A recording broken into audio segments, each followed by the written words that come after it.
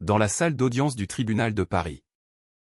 L'accusé se leva, les menottes au poignet, et fixa le juge d'un regard chargé de défi et de douleur. C'était son père, qui l'avait chassé de la maison 5 ans plus tôt pour son homosexualité, et qui maintenant devait le condamner pour vol. Le silence s'abattit comme une lame, tandis que le magistrat blêmissait, reconnaissant les traits de son propre sang dans cet homme brisé qu'il avait abandonné. Alexandre Moreau, 28 ans. N'avait pas prévu ce face-à-face, il avait seulement voulu survivre dans les rues impitoyables de la capitale. Mais le destin l'avait ramené devant l'autorité qu'il haïssait le plus. Alexandre se rappelait encore cette nuit fatidique. 5 ans auparavant.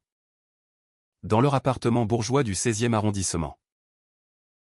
Son père, le juge Philippe Moreau, un homme respecté dans les cercles judiciaires, avait découvert une lettre d'amour adressée à Julien, son petit ami de l'époque.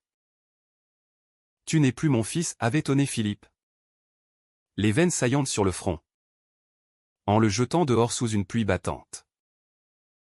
Sa mère, Élise, avait pleuré en silence, trop faible pour s'opposer, prisonnière des conventions sociales et de la peur du scandale.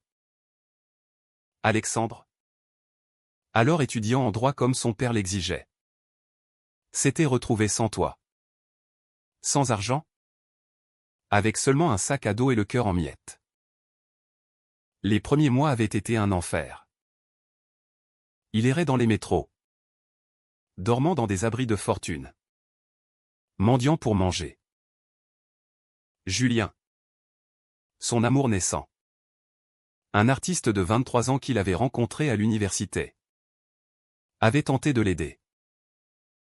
Ils s'étaient connus lors d'un cours de littérature, où Julien, avec ses boucles noires et son sourire contagieux, avait défendu une thèse sur l'identité queer dans la littérature française. Alexandre, élevé dans un milieu conservateur, avait d'abord résisté à ses sentiments. Mais Julien l'avait éveillé à une vérité qui le refoulait depuis l'adolescence. Leur relation était devenue un refuge. Des baisers volés dans les parcs. Des discussions interminables sur l'avenir.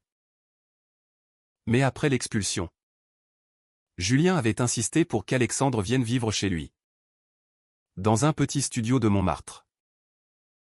On s'en sortira ensemble, avait-il promis. Pourtant, la réalité les avait rattrapés. Alexandre, marqué par le rejet familial, sombrait dans une dépression profonde. Il refusait de chercher du travail, hanté par la honte et la colère. Julien, qui peignait pour vivre, peinait à subvenir à leurs besoins. Les disputes éclataient, Alexandre accusait Julien de ne pas comprendre sa douleur, tandis que Julien implorait de la patience. Un soir, après une énième querelle, Alexandre claqua la porte et disparut dans la nuit parisienne. Il ne revint pas. Julien le chercha pendant des semaines, placardant des affiches, appelant les hôpitaux. Mais Alexandre s'était volatilisé, englouti par la marginalité. C'est ainsi qu'Alexandre en était arrivé là, devant ce tribunal.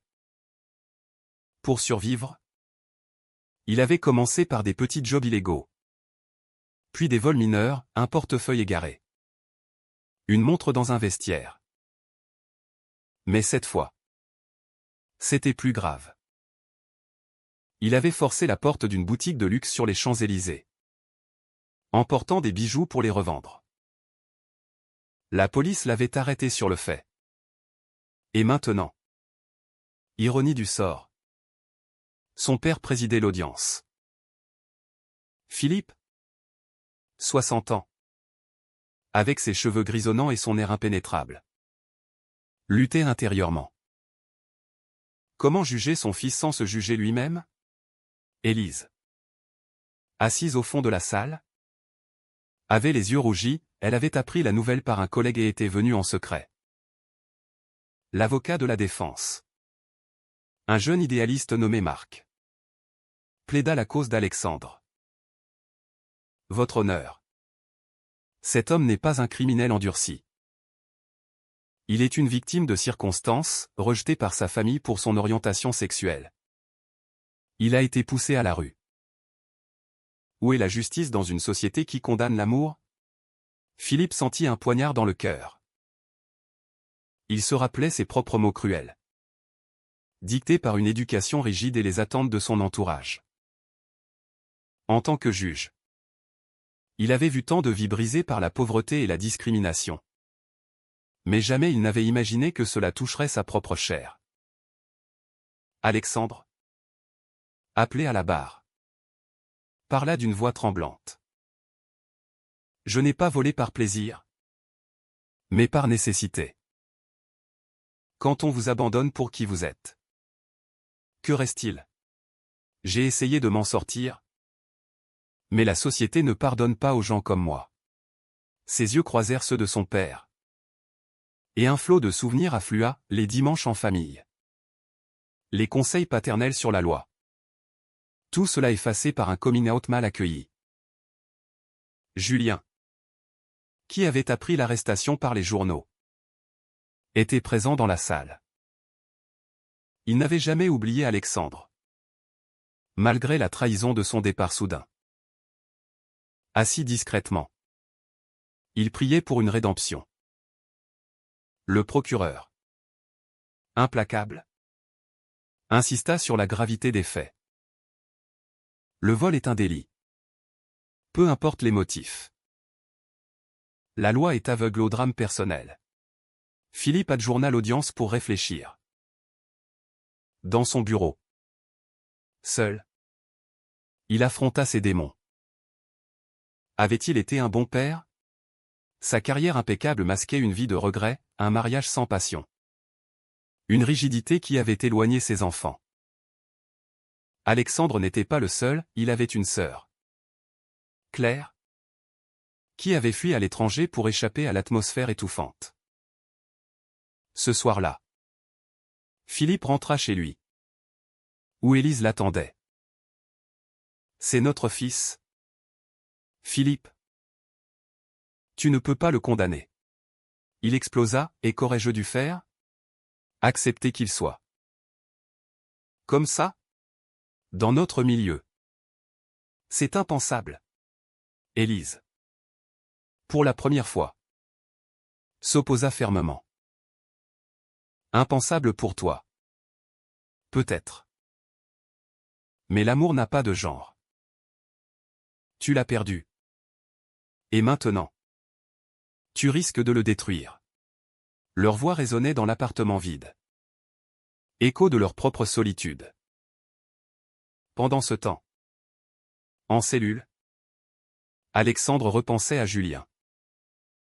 Pourquoi l'avait-il quitté? Par peur de le traîner dans sa misère. Ou par lâcheté? Il écrivit une lettre, qu'il confia à Marc. Si je sors d'ici, je veux réparer. Le lendemain, l'audience reprit. Philippe, le visage marqué, écouta les témoignages. Un psychologue expliqua les impacts du rejet familial sur les jeunes LGBTQ+, dépression, précarité, criminalité. Monsieur le juge, la vraie sentence est déjà tombée il y a 5 ans. Alexandre sentit une lueur d'espoir quand son père posa des questions inhabituelles, creusant dans son passé. Mais le verdict approchait. Et la tension montait. Julien, n'y tenant plus, se leva pour témoigner. Votre honneur. Alexandre était un homme bien avant tout ça. C'est le rejet qui l'a changé. Philippe reconnut Julien, le jeune homme de la lettre. Un murmure parcourut la salle. Était-ce le début d'une confrontation plus profonde? Le témoignage de Julien électrisa l'audience. Assis à la barre, il raconta leur histoire avec une sincérité désarmante. Nous nous aimions. Simplement. Mais quand Alexandre a été chassé, tout a basculé. J'ai essayé de l'aider. Mais il portait une blessure trop profonde. Philippe, derrière son pupitre, serrait les poings. Voir cet homme, qu'il avait autrefois maudit comme un corrupteur, défendre son fils avec tant de dignité, ébranlait ses certitudes. Élise, au fond, pleurait silencieusement, regrettant son inaction passée. Après Julien, ce fut au tour de Claire, la sœur d'Alexandre, revenue de Londres pour l'occasion. Elle avait 30 ans. Avocate elle aussi, mais libérée des chaînes familiales. Papa, tu nous as élevés dans la peur du jugement des autres. Alexandre n'a pas choisi d'être gay. Mais tu as choisi de l'abandonner. Regarde ce que ça a fait de lui. Ces mots étaient des flèches, accusant non seulement Philippe, mais toute une société française encore imprégnée de conservatisme. Malgré les avancées légales comme le mariage pour tous.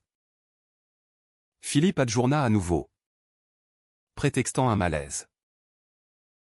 Dans les couloirs du tribunal, il croisa Julien. « Pourquoi êtes-vous ici » demanda-t-il d'une voix rauque. Julien répondit calmement, « Parce que je l'aime encore. » « Et vous ? Pourquoi l'avez-vous laissé partir ?» Philippe, pour la première fois, baissa les yeux. Ce jeune homme, avec son regard franc, incarnait tout ce qu'il avait redouté, l'acceptation d'une différence qui menaçait son monde ordonné. De retour chez lui, Philippe fouilla dans de vieux albums photos. Alexandre enfant, souriant, tenant la main de son père lors d'une promenade au Louvre. Comment en était-il arrivé là? Il appela un vieil ami, un juge à la retraite, homosexuel assumé mais discret. Philippe, la loi évolue, mais les cœurs mettent du temps. Tu as le pouvoir de réparer. Ces mots hantèrent sa nuit. Élise, à ses côtés, murmura, fais le bon choix. Pour une fois. Alexandre, en cellule, recevait la visite de Marc. Ton père semble ébranlé. Peut-être y a-t-il une chance. Mais Alexandre était sceptique. Il m'a déjà jugé une fois. Pourquoi changerait-il? Ses pensées vagabondaient vers Julien. Il regrettait son départ impulsif. Cette nuit où la peur l'avait emporté. Julien avait représenté l'espoir. Mais Alexandre, imprégné de la morale paternelle, s'était senti indigne. Le lendemain, l'audience atteignit son paroxysme. Le procureur demanda une peine de 2 ans ferme. Marc plaida pour une suspension, arguant de circonstances atténuantes. Puis vint le moment du verdict. Philippe, la voix tremblante, commença, l'accusé est coupable des faits reprochés. Un soupir collectif retentit. Alexandre baissa la tête, résigné. Mais Philippe continua, cependant. Compte tenu du contexte personnel et social, je prononce une peine avec sursis, assortie d'une obligation de soins et de réinsertion. La salle explosa en murmures. Élise se leva, émue. Julien sourit faiblement. Alexandre, stupéfait, leva les yeux vers son père. Était-ce de la pitié? Ou un premier pas vers la rédemption? Philippe ajouta. Hors procédure, Alexandre. Nous devons parler. Mais Alexandre, libéré des menottes, quitta la salle sans un mot, suivi de Julien qui le rattrapa dehors. Sur les marches du tribunal, sous un ciel parisien gris, Julien serra Alexandre dans ses bras. C'est fini. On peut recommencer. Alexandre. Les larmes aux yeux. Murmura, j'ai tout gâché. Pourquoi es-tu revenu? Julien répondit, parce que l'amour vrai ne s'efface pas. Mais maintenant. C'est à toi de choisir. Ils marchèrent ensemble vers Montmartre, où Julien avait gardé le studio. Alexandre hésitait, accepter l'aide de son père. Ou reconstruire seul? Pendant ce temps, Philippe affrontait les conséquences. Ses collègues murmuraient sur son impartialité. Un article dans Le Monde titrait « Un juge face à son fils, quand la justice rencontre la famille ». Élise insista pour contacter Alexandre. « Donne-lui du temps, dit Philippe. » Mais intérieurement, il bouillonnait. Avait-il été trop clément? Ou pas assez? Claire appela, « Papa. » C'est un début. Mais tu dois t'excuser vraiment. Alexandre. Chez Julien. Redécouvrait la tendresse. Ils parlèrent des années perdues. Des blessures. Julien avoua avoir eu une brève relation après son départ. Par désespoir. Mais rien n'avait comblé le vide. Alexandre confia ses vols. Sa honte. J'ai trahi mes valeurs pour survivre. Julien le rassura, la société nous force à des choix impossibles. Mais on peut guérir. Bientôt. Une lettre arriva, de Philippe, proposant une rencontre. Alexandre la déchira. Puis la recolla. Allons-y, dit Julien. La réunion eut lieu dans un café neutre. Philippe? Maladroit. Comment ça, je n'ai pas compris à l'époque. La peur. Les traditions. Alexandre l'interrompit, c'était plus que ça. C'était du rejet pur. Élise pleura, pardonne-nous. La discussion fut tendue. Pleine d'accusations et de regrets. Philippe admit, j'ai vu tant de vies détruites au tribunal. Je ne voulais pas que tu en fasses partie. Mais j'en ai été la cause. Alexandre posa une condition, accepter Julien comme partie de sa vie. Philippe hésita. Puis hocha la tête. Je vais essayer. Ce fut un pas fragile. Mais dehors. La société grondait. Des amis conservateurs de Philippe le snobèrent. Alexandre reçut des menaces anonymes. Rappel de l'homophobie latente en France. La tension monta quand Alexandre trouva un emploi dans une association LGBTQ+. Il aidait des jeunes rejetés, canalisant sa douleur en action. Julien exposait ses peintures, inspirées de leur histoire. Mais un soir, un appel, Claire avertit que Philippe faisait face à une enquête pour partialité. Il risque sa carrière pour toi. Alexandre se sentit coupable. Avait-il forcé son père à un choix impossible? L'enquête sur Philippe s'intensifia.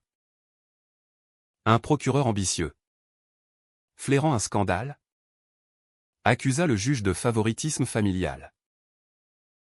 Les médias s'emparèrent de l'affaire, débattant de l'impartialité judiciaire face aux questions sociétales.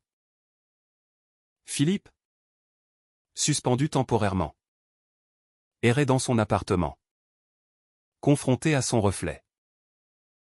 Ai-je sacrifié ma carrière pour un fils que j'ai moi-même brisé, se demanda-t-il. Élise le soutenait. Mais leur mariage craquelait sous la pression. Alexandre, apprenant la nouvelle, fut déchiré. Julien le poussa, va le voir. C'est l'occasion de guérir. Ils se rendirent chez les parents. La rencontre fut explosive. Alexandre accusa, tu as prononcé un verdict clément pour soulager ta conscience. Pas pour moi. Philippe rétorqua, j'ai risqué tout pour te donner une seconde chance. Que attends-tu de plus? Élise intervint, arrêtez. Nous sommes tous coupables. La société nous a formatés à rejeter ce qui dérange. Claire rejoignit la discussion, apportant une perspective extérieure. En France, on célèbre l'égalité. Mais dans les familles, c'est différent. Papa, ton éducation catholique t'a aveuglé. Philippe, pour la première fois, avoua ses doutes, j'ai grandi en pensant que l'homosexualité était un péché.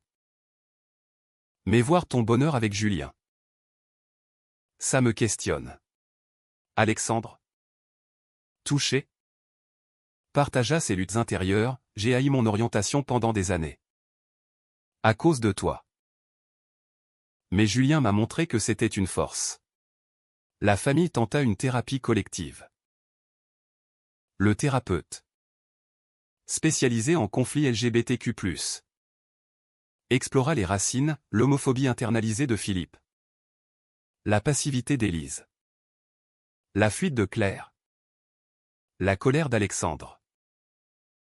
Julien participa, offrant un regard extérieur. L'amour n'est pas un choix. Mais l'acceptation l'est. Ces sessions furent douloureuses, remuant des traumas. Philippe raconta son propre père, un militaire rigide, qu'il avait élevé à la dure. J'ai reproduit le cycle. Pendant ce temps, Alexandre prospérait à l'association. Il aidait un adolescent, Lucas, chassé pour son coming out. Voir Lucas lui rappelait son passé, renforçant sa détermination. Mais un incident survint, des manifestants anti-LGBT attaquèrent l'association, brisant des vitres. Alexandre fut blessé légèrement. Julien accourut à l'hôpital. C'est dangereux, dit-il. Alexandre répondit, mais nécessaire. On ne peut pas se cacher.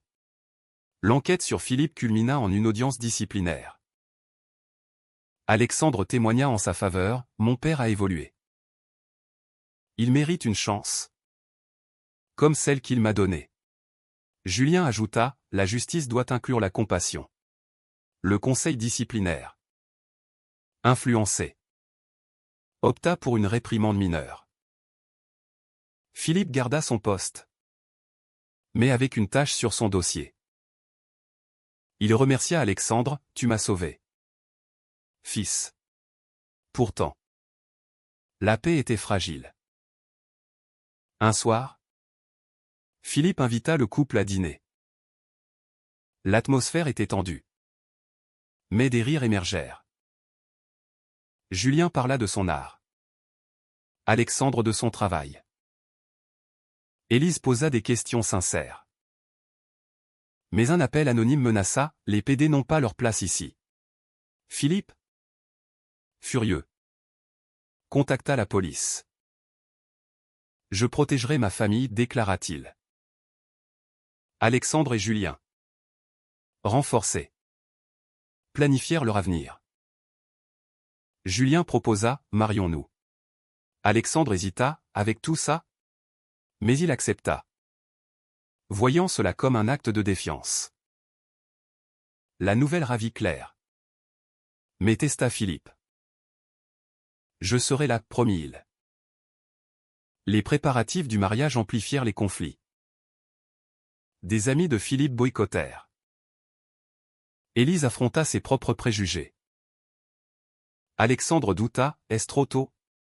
Julien le rassura, c'est notre victoire. Mais une trahison surgit, un collègue de Philippe révéla des détails privés à la presse, accusant Alexandre d'avoir manipulé le verdict. L'article titrait « Le fils gay du juge, chantage émotionnel ». Alexandre, effondré, confronta son père. C'est à cause de toi. Philippe nia, je n'ai rien dit. L'enquête révéla que c'était un rival jaloux. Mais le mal était fait, Alexandre se replia, annulant le mariage temporairement. Julien, blessé, argumenta, ne laisse pas la société gagner. Alexandre explosa, j'en ai marre des sacrifices. Claire médiatisa, réunissons-nous. Dans une réunion familiale tendue. Ils affrontèrent la vérité. Philippe admit, j'ai été faible autrefois. Mais maintenant. Je choisis l'amour. Élise ajouta, nous t'acceptons tel que tu es. Alexandre, ému, pardonna partiellement. Ça prendra du temps. Le mariage fut reprogrammé. Modeste. À la mairie. Philippe officia symboliquement. Lisant un discours émouvant, aujourd'hui. Je célèbre non seulement une union, mais une réconciliation. Julien et Alexandre échangèrent des vœux, scellant leur amour devant une famille unie. Quoique marquée. Mais la société n'oubliait pas. Des débats en ligne enflammaient, était-ce une victoire pour les droits LGBTQ+. Ou une hypocrisie judiciaire?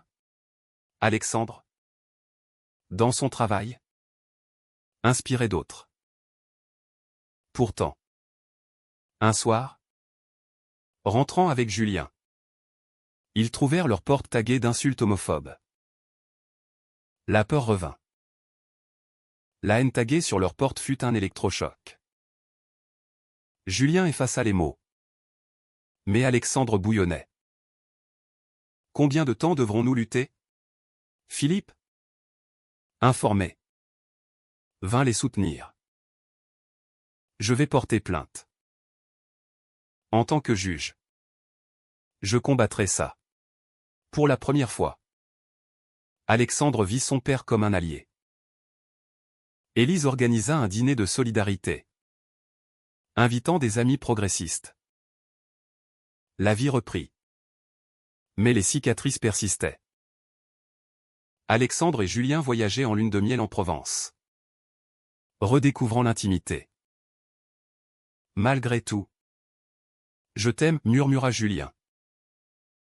Alexandre répondit, toi seul m'as sauvé. De retour, Alexandre intensifia son engagement associatif, organisant des ateliers sur l'acceptation familiale. Philippe, inspiré, intégra des formations sur la diversité dans ses jugements. Il témoigna publiquement, j'ai rejeté mon fils. Et j'en paie le prix chaque jour. Apprenons de nos erreurs. Cela lui valut des critiques de conservateurs, mais aussi des soutiens. Claire, fière, revint s'installer à Paris. Et dans l'association. Pourtant, un nouveau conflit surgit. Lucas, l'adolescent aidé par Alexandre, fut agressé par son propre père. Alexandre intervint, mais fut accusé d'ingérence. Au tribunal, Philippe présida. Je récusai, déclara-t-il, pour éviter le conflit d'intérêts. Un autre juge condamna l'agresseur. Mais Lucas fut placé en foyer.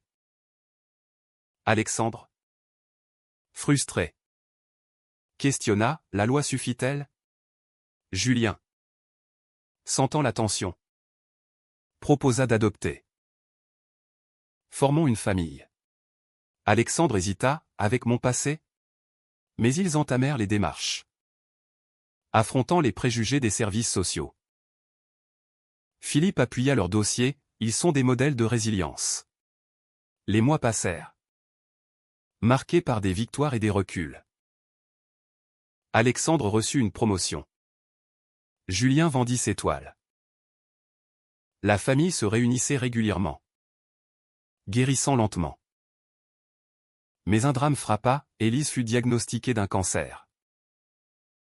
La nouvelle unit tout le monde. Alexandre veilla à son chevet, maman. Je t'aime.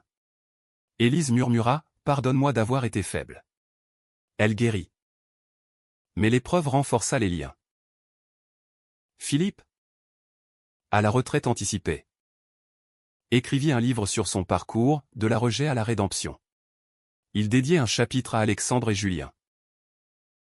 Lors du lancement, Alexandre parla, mon père m'a appris que changer est possible. Mais à quel prix? La vie continua. Avec ses joies et ses peines. Alexandre et Julien adoptèrent un enfant. Un petit garçon nommé Léo. Symbolisant un nouveau départ. Philippe devint un grand-père attentionné. Apprenant à jouer sans jugement. Pourtant, les ombres persistaient. Des débats sociétaux en France sur les droits LGBTQ+ rappelaient que le combat n'était pas fini. Alexandre, en regardant Léo, se demanda si le monde changerait assez vite. Au final, était-ce la famille qui avait sauvé Alexandre? Ou Alexandre qui avait sauvé sa famille? Cette question, ouverte à tous, invite à réfléchir, le rejet pour orientation sexuelle est-il justifiable? Ou toujours une erreur morale?